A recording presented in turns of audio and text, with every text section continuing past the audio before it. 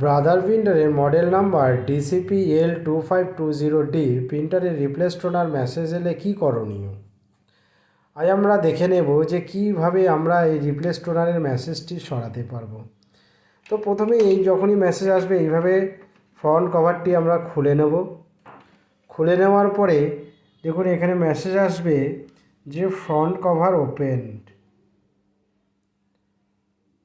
এবার আমরা কি করব, ক্লিয়ার বাটনকে একবার প্রেস করে ধরে রাখবো কিছুক্ষণের জন্যে, ছেড়ে দিলাম।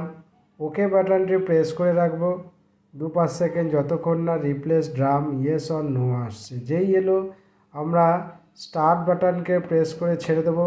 স্ক্রিন সাদা হয়ে গেল, প্লাসে ক্লিক করলাম, দেখুন 1 এসে গেছে। মাইনাস করে 0 করব, তারপরে ওকে প্রেস করব। অ্যাকসেপ্টেড লেখাটা আসবে, আপনার টোনার রিপ্লেস হয়ে গেছে। এবার আপনি ফ্রন্ট কভারটি অফ ক্লোজ করুন, দেখুন প্লিজ ওয়েট আসছে। এবার কিন্তু আর আপনি রিপ্লেস টোনারের মেসেজ পাবেন না।